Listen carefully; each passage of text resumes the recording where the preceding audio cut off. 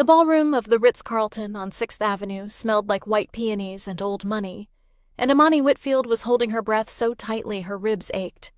She stood beneath a chandelier that cost more than her mother's house in Baltimore, wearing a borrowed champagne dress 2 sizes too tight, watching the man she'd spent 4 years loving raise a glass of Dom Perignon to toast another woman. Caleb's hand rested on the small of Brittany Voss's bag, like it had always belonged there. Maybe it had. The engagement announcement was supposed to be a surprise. It was, just not for the guests. Honestly, Caleb's cousin Derek laughed 3 feet away, loud enough for the entire East Wing to hear.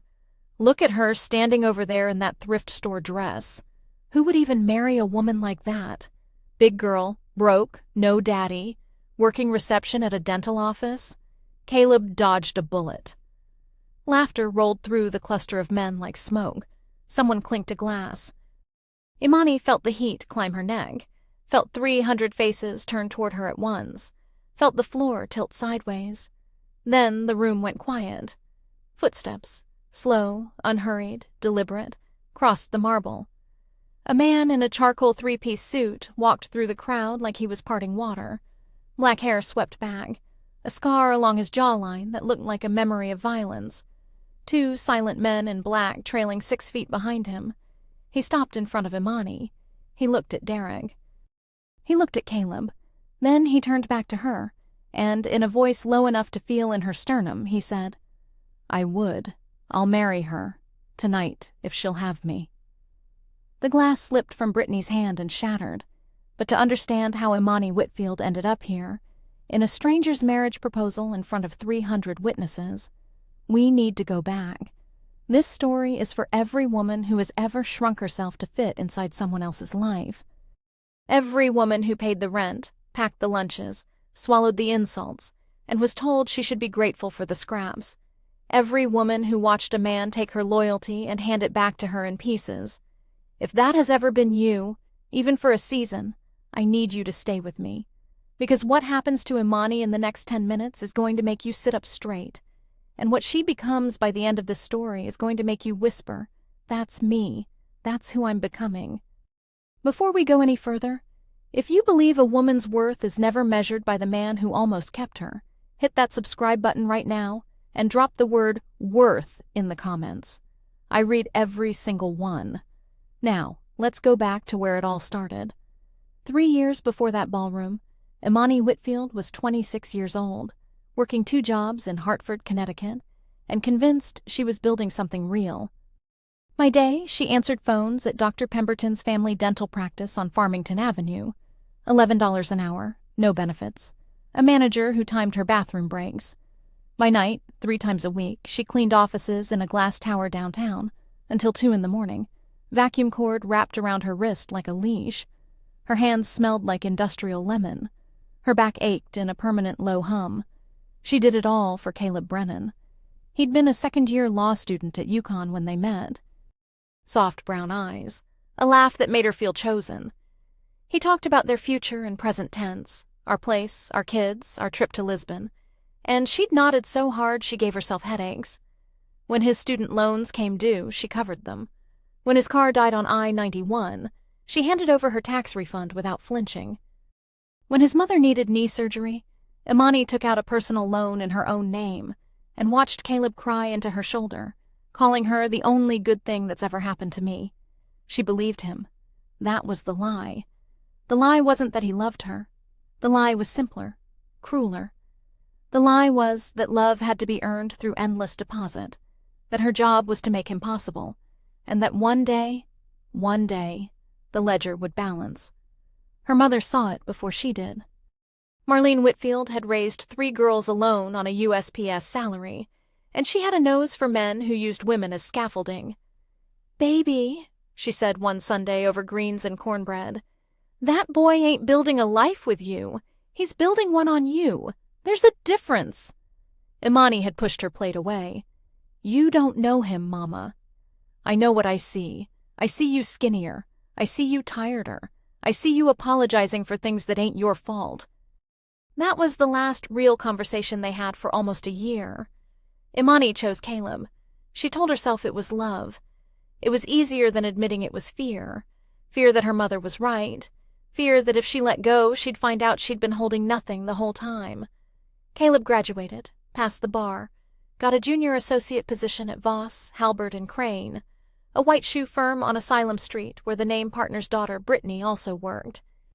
Imani drove him to his first day in a suit she'd put on layaway at Macy's. The pulling away was so gradual she missed it. He stopped texting back during work hours. Then he stopped coming home for dinner.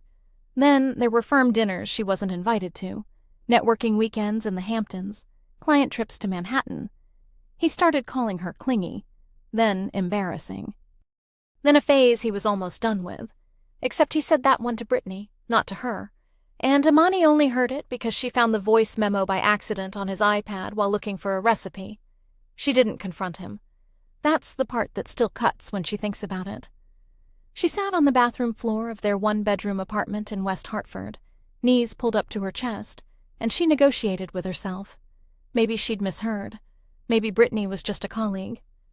Maybe if she lost 15 pounds, learned to cook bouillabaisse, stopped laughing so loud at restaurants.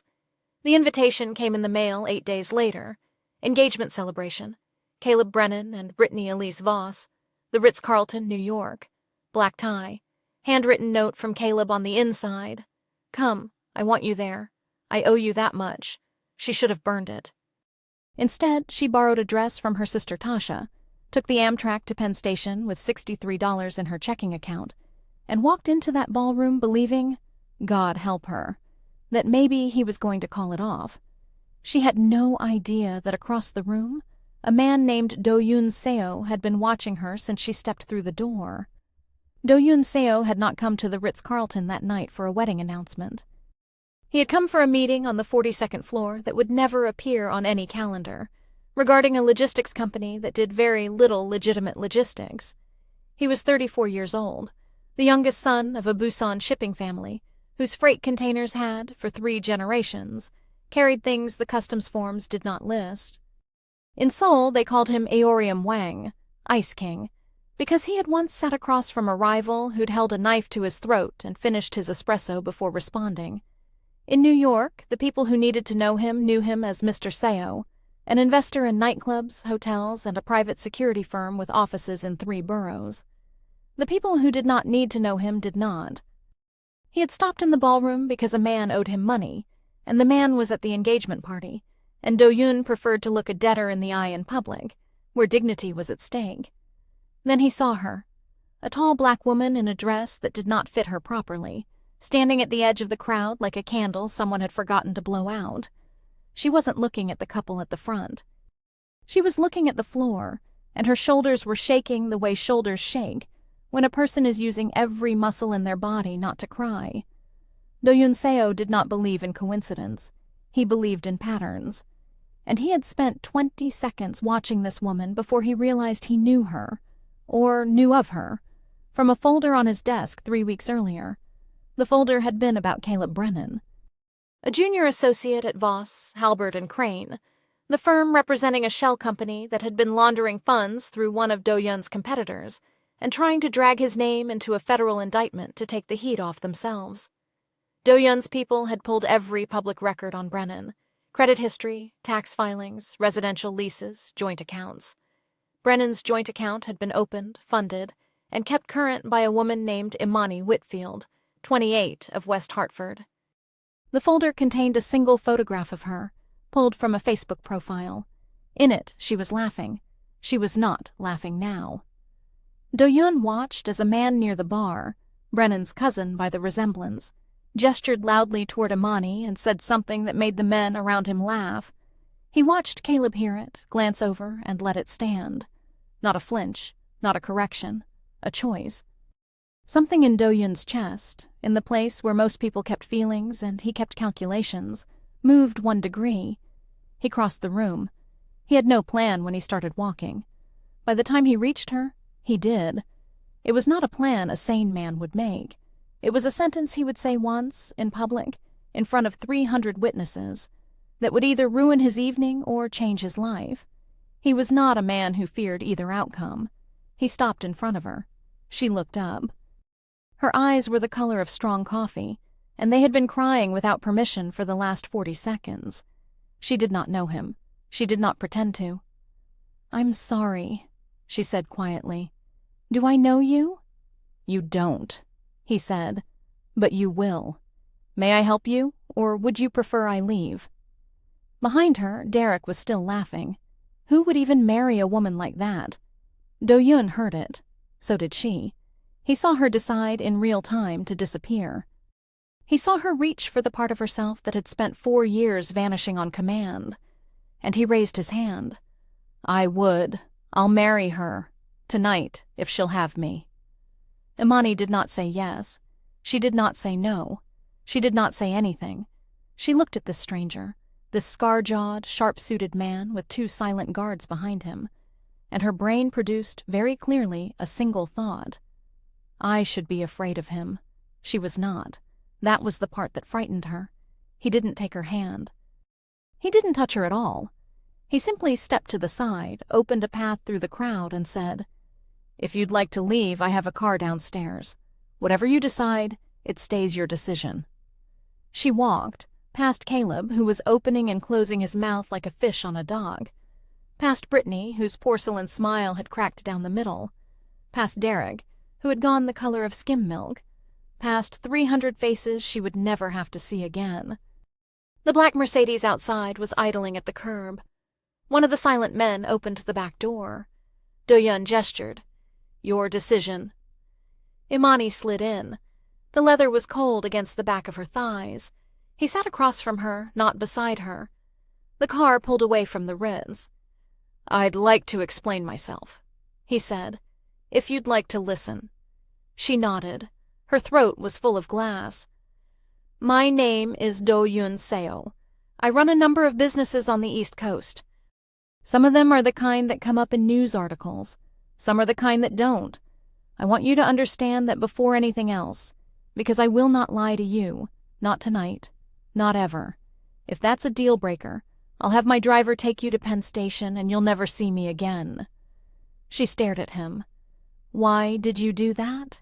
In there?" He was quiet for a long moment. 3 weeks ago, a folder crossed my desk with your fiancé's name on it. He's involved with a firm that has been attempting to attach my name to a federal money laundering case to deflect their own exposure. I've known his employer's daughter's father for 6 years. I know what kind of man Caleb Brennan is. I knew before I walked into that room tonight. He let that sit. The firm he works for is using him as a runner. He doesn't know how exposed he is. When the indictments come down, and they will within 90 days, your name is on 3 accounts attached to him. You took out a personal loan in your name that was partially used to pay a retainer for an attorney representing a shell company. You signed documents you were told were household paperwork. You are, in the eyes of federal prosecutors, a co-signer on a fraud. The car was very quiet. The driver did not turn his head. "He used me," Imani said. It was not a question. "He used you for years, and he was about to leave you holding the bill. Tonight was the night you were supposed to find out. Not from me, from a subpoena in 3 months." She put her hand over her mouth. She did not cry. The crying was over. What rose up in its place was something older and colder and more useful. "Why," she said very carefully, "would you tell me this?" "Because I cannot stand a man who feeds on a woman and laughs at her on the way out." He paused. "And because if I'm going to ask you to do something difficult, you deserve to know what's true." "What are you asking me to do?" "Nothing tonight. Tonight I'm asking you to sleep. I have a suite reserved at the Lotta on 5th. Separate floor, separate key, my people outside. Tomorrow, if you want my help, I'll introduce you to an attorney named Hae-jin Park, who has cleaned up worse messes than yours for women better treated than you. If you don't want my help, my driver takes you to Hartford with my apologies for the disruption." "And the proposal?" For the first time, something almost like a smile touched his mouth. Not warm, not yet, but honest. "That was a sentence I said to make a man stop laughing. Whether it becomes more than that," he said, "is entirely up to you." She looked out the window at the lights of Park Avenue smearing past, and she understood, with a clarity that almost hurt, that she had not been rescued. She had been given a door. What she did with it was hers. The suite at the Lotta had a bathtub deeper than Imani's mother's pantry, and a view of Midtown that looked like a circuit board on fire. She sat on the edge of the bed in the borrowed champagne dress and did not move for 40 minutes. Then she called her mother. Marlene Whitfield picked up on the second ring. It was nearly midnight. She'd been asleep. She did not ask why Imani was calling. She just said, "Tell me, baby." So Imani told her, all of it, the ballroom, the laughter, the stranger, the car, the folder, the federal exposure, the proposal that wasn't really a proposal, the hotel room she was sitting in. There was a long silence on the other end. Then her mother said, "Is the door locked?" "Yes." "Are you safe?" "I think so, yes." "Then you listen to me, Imani Renee. That man told you the truth when he didn't have to. That don't make him a good man. That makes him an honest one. And honesty in a hard man is a tool you can use. You hear me? You don't owe him your body. You don't owe him your heart. But if he's offering you a lawyer, you take the lawyer. If he's offering you information, you take the information. And every step of the way, you keep your own counsel." "Mama." "I'm not done. The other thing. You are going to be tempted when this is over to disappear into being saved. Don't you do it. You hear me? You've been carrying that boy and his family and his loans and his lies for 4 years on a receptionist's salary. You don't need saving. You need standing up. That man you met tonight, if he's worth anything, will know the difference." Imani was crying now, but it was a different crying. The kind that washes a window instead of fogs it. "I love you, Mama." "I know you do. Now go to sleep. Call me in the morning before you sign anything." The next morning, at 9:14 a.m., a woman named Hae-jin Park walked into the suite carrying a leather portfolio and 2 coffees. She was 46, slim, gray streak at the temple, glasses she did not need. She sat across from Imani at the breakfast table and laid out the situation in language a 4th grader could follow, and a federal judge could not dismiss. "You're not in trouble yet," Hae-jin said. "You're in the danger zone before the trouble. We have a window. Inside that window, we do 3 things. 1, we get you off every account, contract, and signature attached to Caleb Brennan's name. 2, we document with timestamps and witnesses that you were misled about what you were signing. 3, we file a sworn statement with the U.S. Attorney's Office before they come looking for you, which means when they do come, and they will, you're a witness, not a defendant. And then you live your life. Civil claim against Brennan for the funds you advanced, restitution, possibly punitive damages depending on the judge. The firm will try to settle quietly. We'll let them, for a price." Imani looked at her hands. "What does Mr. Seo want from this?" Hae-jin smiled, small and dry. "He wants Voss, Halbert, and Crane to spend the next year explaining themselves to the SDNY instead of trying to drag his name into their mess. You are not a payment to him. You are not a debt. You are a coincidence he is choosing to be decent about. I have known Doh-yun for 9 years. I will tell you something he will never tell you himself. He does not lie. Not to clients, not to enemies, not to women. He keeps his word the way most men keep their phones, close, charged, and used. And if I say yes to all of this, then I work for you. He pays the retainer, you call the shots. He doesn't get reports. He doesn't get updates.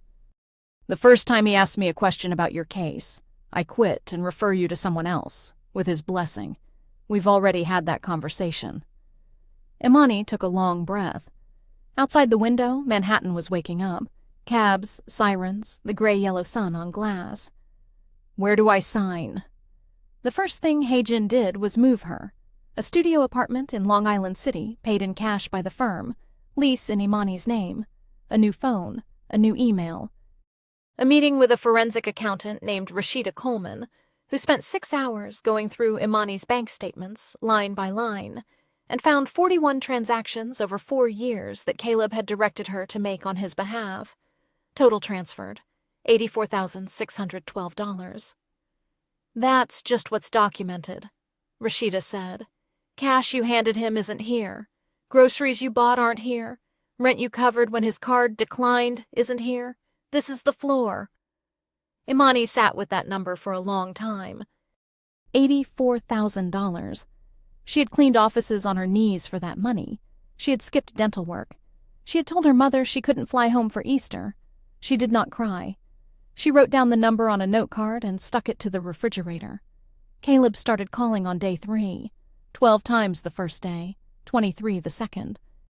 By day 5, he was leaving voicemails, alternating between "baby, I can explain," and "you are making a huge mistake," and by voicemail 19, "you're nothing without me, and you know it." Hae-jin had told her not to engage. She didn't. On day 8, his mother called. Mrs. Brennan, who Imani had once driven to physical therapy for 6 weeks straight. "Honey, I just don't understand. Caleb says you're going through something. He's worried sick. Whatever's happened, families work through it." "Mrs. Brennan," Imani said, surprising herself with how steady her voice was. "I'm not part of your family. I never was. I was free labor with a smile. I'd like you to lose this number now." She hung up. She blocked the number. She sat on the floor of her empty studio and felt her hands shake, but not from fear, from the strange, electric realization that no was a complete sentence that did not require an essay to follow it. If you've ever said no and felt the ground tilt under you because nobody in your life ever let you say it before, you know exactly what I mean. Drop a heart in the comments if you've been there. If this story is hitting something real for you, hit subscribe, because what comes next is the part where she stops surviving and starts moving. Hae-jin filed the sworn statement with the Southern District on day 12. On day 14, federal investigators sat down with Imani in a conference room on Pearl Street and walked her through 3 hours of questions. She brought every document. She named every account. She did not embellish, did not soften, did not protect a single person who had not protected her. On day 26, Caleb Brennan was placed on administrative leave by Voss, Halbert, and Crane, pending an internal investigation. On day 31, he showed up outside her building. He had found her. She did not know how. Probably her sister Tasha, who had a soft heart and a softer mouth. He was waiting in the lobby when she came down for groceries, and he looked terrible. 3 days of stubble, a coffee stain on his shirt, his eyes red-rimmed. "Imani, please, just 5 minutes." She stopped 6 feet away from him. Behind her, near the elevator, one of Doh-yun's people was reading a newspaper without looking up. She had not asked for him. He had been there since day 1. The arrangement had been clarified in writing. Passive observation, no intervention without your call. She had not made the call. 5 minutes for what, Caleb? For us, for 4 years. You don't have to do this. Whatever they offered you. Nobody offered me anything. I offered myself something, for the first time. Imani. You called me an embarrassment in a voice memo, she said very quietly. You let your cousin call me ugly in a ballroom of 300 people. You used my name on a loan to pay for a crime. I gave you $84,000 in the best years of my 20s, and you handed it all to a woman with a trust fund and a thinner waist. There is no us. There is a case number. Talk to my lawyer. She walked past him. He grabbed her arm. The man with the newspaper folded it once, neatly, and stood. Caleb let go. Don't come here again, Imani said without turning around. Don't write. Don't call. The next person who knocks on my door for you will be a federal marshal. She walked into the elevator. She did not look back. In the closing doors, she caught her own reflection. She did not recognize the woman in it. The woman in the reflection looked like she might know how to swing a hammer. The case did not go to trial. They almost never do. 6 months after that night at the Ritz, Imani Whitfield sat in a polished wood-paneled courtroom on Foley Square in Lower Manhattan and watched Caleb Brennan stand before a federal judge and plead guilty to wire fraud and conspiracy to commit money laundering. He had cooperated. He had given up his bosses. His sentence would be lighter than he deserved and longer than he believed possible. 37 months in a federal facility in Otisville. 3 years supervised release, restitution. She wore a navy suit she had bought herself, off the rack at Macy's, tailored once by a woman in Astoria who took her measurements without commentary. Brittany Voss was not in the courtroom. Brittany Voss's father, Edgar Voss, was sitting in the back row, gray and shrunken in a suit that no longer fit him, watching his firm's name be entered into the federal record as a co-conspirator. The firm would not survive the year. The Voss family fortune would not survive the decade. When the judge asked if any of the victims wished to make a statement, Imani stood. She walked to the lectern. She did not bring notes. Hae-jin had told her she didn't have to speak. She had told Hae-jin she absolutely did. She looked at Caleb. Caleb did not look at her. "Your Honor," she began. Her voice did not shake. "I am not a victim in the way the law uses that word. I was not robbed at gunpoint. I gave the defendant my money, my time, my labor, and my trust, every single time, of my own free will. The crime he committed against me is not in the indictment, because there is no statute for what he did. There is no statute for taking a woman who loves you, hollowing her out from the inside, and using the shell to commit fraud in her name." The courtroom was very still. "What I would like the court to know is this. I am 29 years old. I have a job, an apartment, a savings account, and a name that is mine again. The defendant told me, for 4 years, that I would be nothing without him.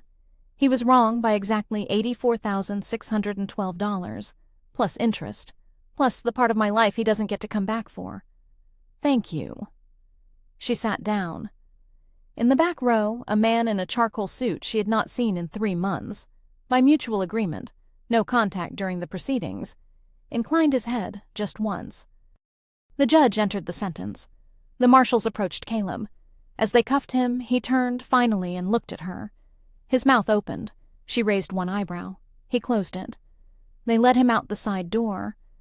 Outside on the courthouse steps, the November light was thin and silver, and Hae-jin handed her a coffee. "How do you feel?"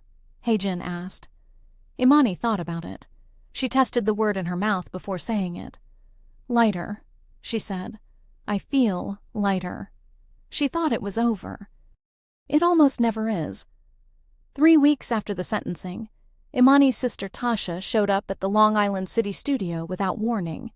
She had a duffel bag, a story about a fight with her boyfriend, and the same expression she'd worn at 11 years old when she'd broken their mother's good lamp and needed Imani to take the blame. Imani let her in, made her tea, listened. The story shifted, the way Tasha's stories always did. The fight with the boyfriend became a financial emergency. The financial emergency became a request. Could Imani co-sign a lease? Could Imani lend her $4,000? Could Imani let her stay for just a few months until she got back on her feet? Could Imani? "You got that big settlement, right?" Tasha said, stirring her tea. "Caleb's restitution thing? Mama said it was like 100 grand. You don't need all of it. You always took care of us, Mani. That's just who you are." Imani set her cup down. "That's not who I am anymore." Tasha's face did something complicated. Hurt. Surprise. Then the slow tightening of someone whose script has been interrupted. "Wow. Okay. So the money changed you." "No," Imani said. "Losing it changed me. Finding out what it cost me to be the family ATM changed me. Watching a man I loved walk me into a federal indictment changed me. The money didn't do anything. The learning did." "So you won't help your own sister?" "I'll help you find a job. I'll help you draft a budget. I'll help you find a therapist. I'll sit with you on a Sunday and pray with you if you want. What I will not do is hand you $4,000 so you can hand it to a man who doesn't love you, the way I did for 4 years. I love you too much to be your Caleb." Tasha stared at her. "You sound like Mama." "Good. You think you're better than us now." "I think I'm done now," Imani said. "There's a difference." Her sister picked up the duffel, stood at the door. Tried, one more time, the soft voice, the little sister voice, the one that had worked since they were children. "Mani, please, I'm scared." "I know you are. I was scared for 4 years. Nobody saved me. I had to do it myself. You can too. And when you do, I will be the first person at your door with a casserole and a hug. But I am not buying my way out of your discomfort anymore. That's not love. That's a transaction we both lose." Tasha left. Imani sat on the floor with her back against the door and cried for 10 minutes. Clean tears, the kind that don't poison anything on their way out. Then she got up, washed her face, made dinner. That night she called her mother, told her everything. Marlene Whitfield was quiet for a long time. Then she said, "Baby, I've been waiting 29 years to hear you tell somebody no like that. Your sister is going to be all right. You are going to be all right. And I'm sorry it took me so long to teach you the lesson that nobody never taught me." It was the most expensive no Imani had ever said. It was also the cheapest, because it cost her nothing she actually needed to keep. 8 months after the sentencing, Imani Whitfield walked into a glass building on Hudson Street in Tribeca and was handed a laminated badge with her name and a title printed on it. Imani R. Whitfield, Operations Manager, Park and Halford Legal Consulting. Hae-jin had founded the firm a year earlier with a partner from her old practice. It was a boutique outfit, 8 employees, specializing in white-collar defense and victim representation in financial crime cases. They needed someone to run the office, someone who understood viscerally what their clients had been through, someone who could look a frightened woman in the eye across a conference table and say, "I know and mean it." Hae-jin had offered Imani the job over coffee. No favor. No discount. A formal interview, a competitive salary, and a sentence Imani would remember for the rest of her life. "I'm not hiring you because of what happened to you. I'm hiring you because of what you did with what happened to you." The salary was $68,000, health insurance, dental, a 401k with a match. More money than Imani had ever made in a single year of her life, and not a dollar of it tied to anyone else's signature. She used the first paycheck to do 4 things. She paid her mother's property taxes in full. Marlene cried for the first time Imani had heard since her own father's funeral. She bought herself a winter coat, a real one, charcoal wool, knee-length, lined. She had owned 3 coats in her adult life, and all of them had been hand-me-downs. She enrolled in a part-time paralegal certificate program at CUNY, 2 evenings a week. And she opened a high-yield savings account in her name only, with no joint anything, and made the first deposit. $1,000 she would not touch until she had 10,000 more behind it. The night she got the job, she walked home from the subway in October air that smelled like roasted chestnuts and rain. She passed a store window with a mirror in it and stopped. The woman in the reflection was wearing a navy coat. Her hair was in twists. Her shoulders were back. She looked, Imani realized, expensive, not in money, in certainty. She stood there on Lexington Avenue for a full minute, looking at this woman she had become, and she finally understood what her mother had been trying to tell her all those years. You don't get yourself back by being chosen. You get yourself back by choosing. Doh-yun Seo had not contacted her for 14 months. The arrangement had been clear from the night of the proposal. He was a door, not a destination. The case was hers. The life was hers. If she ever wanted to find him, she knew where his office was. If she did not, he would not be the man who pulled on a string he had only meant to offer. She found him on a Tuesday in March. He was having lunch alone at a small Korean restaurant in Koreatown, a place with 6 tables and a grandmother in the kitchen, and he looked up when the bell over the door rang. He stood. He did not smile. He did not need to. "Ms. Whitfield." "Mr. Seo, may I sit?" "Please." She sat. The grandmother brought a second cup of barley tea without being asked. "I wanted to thank you," Imani said. "Properly. I never did." "You don't owe me a thank you." "I know. That's why I want to say it." She wrapped her hands around the warm cup. "You didn't save me. I want you to know that I know that. You gave me a door. I want you to know that I know what that cost you. To give a woman a door and then not walk through it for her. Most men would have." "Most men," he said, "are not interesting." She laughed. He almost did.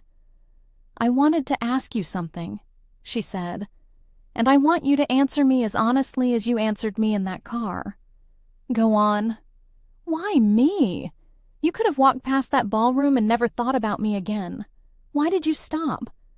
He was quiet for a long time, the kind of quiet that meant he was deciding how much truth to use. My mother, he finally said, raised 5 children on her own after my father went to prison in Busan. She worked in a fish market for 20 years. She had a back like a question mark by the time she was 50.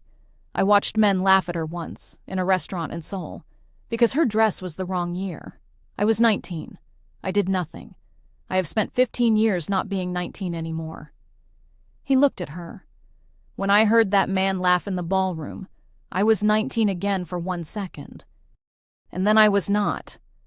Imani set down her cup. That's not a love story, she said. No, it's an explanation. I'm glad. I don't want a love story. Not yet. Maybe not for a long time. I just got myself back. I'm not ready to share. I would not ask you to. But I would, she said carefully, like to know you, slowly, as a person who is not paying for anything I do and is not waiting for me to become anyone. He inclined his head, the smallest smile, honest, earned. I would like that very much, Imani. It was the first time he had said her name. She found, to her surprise, that she did not need it to mean anything more than it meant, which was, somehow, exactly what made it mean everything. This story is not a fairy tale. Imani Whitfield did not marry the Korean Mafia boss who raised his hand in that ballroom. Not that year, not the next. They had dinner once a month, then once a week. They walked in Prospect Park in the fall. He learned the names of her sisters.